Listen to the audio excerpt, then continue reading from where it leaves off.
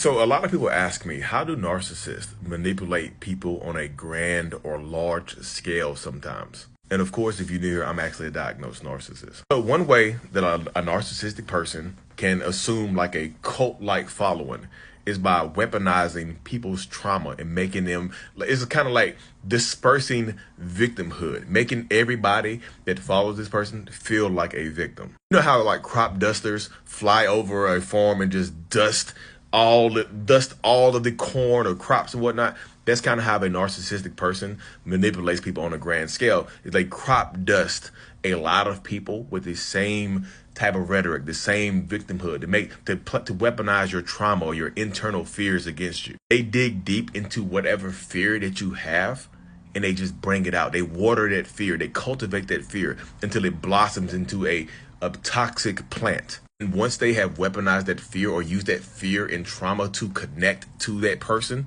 or to those people, they can say or do whatever they want to do then. Like, people won't believe, like, you can have evidence and proof that the person is trying to manipulate you and people won't believe you, because that's the type of cultish mindset that is cultivated. Like, they weaponize your trauma or your pain or make you feel like a victim, even though you might not have felt victimized your entire life, but now they made you feel like a victim. Now they make you feel like people are coming for your way of life, or they're going to threaten you or harm you or some way. They cultivate that fear. So that's how some narcissistic people can achieve these cult-like followings online, social media wise, in real life, politically, whatever dynamic it is. And if you're trying to detoxify that person because it's a family member or a friend or a sibling or someone like that, they don't want to hear what you have to say, because if you are not the same type of victim that they are, or you're not cultivating the same type of fear that they are, they consider you an enemy. So narcissism on a grand scale is cultish. You know, it is absolutely almost equivalent to being in a cult. Being in a relationship with a narcissist on a small scale is like being in a cult of one. But on a grand scale, it's like you have a lot of cultish narcissistic members with you, flying monkey members with you. So if you see somebody trying to weaponize fear and trauma and pain and hurt and things like that on a grand scale, just keep your eyes on the horizon for it. Because once those people get into that mindset, it's damn near almost impossible to detoxify them and just, hey, look, you're in an abusive relationship on a grand scale. You're being manipulated on a grand scale. They don't want to hear it, because that plant or that seed of fear and trauma has been watered so much that now it's like the plant, the roots have grown and it's coming out their ears and they can't hear it anymore.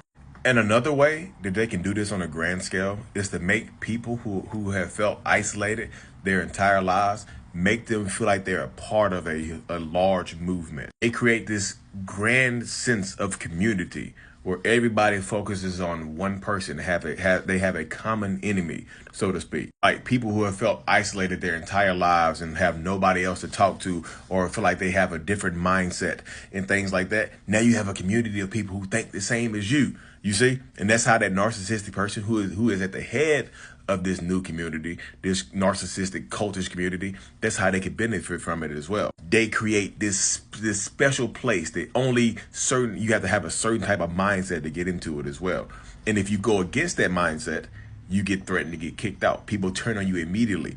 Those friends that you now have cultivated that you didn't have before, now they're gone. They threaten to remove you and turn everybody else in this group against you. So now you're an enemy. If you don't pledge like direct and massive servitude to that narcissistic top, the person at the top of it, or the people at the top of the cultish movement, the narcissistic movement, like you get threatened to get kicked out of it. You know, you get isolated. Now you isolated again. That fear of isolation, that fear of abandonment that you might have from your youth, from your childhood, from your adulthood, that fear of abandonment now is being cultivated. Now you get scared to get kicked out of this group of people and things like that. So you have to behave a certain type of way. But now you sacrifice a lot of stuff just to have this feeling of belonging somewhere now.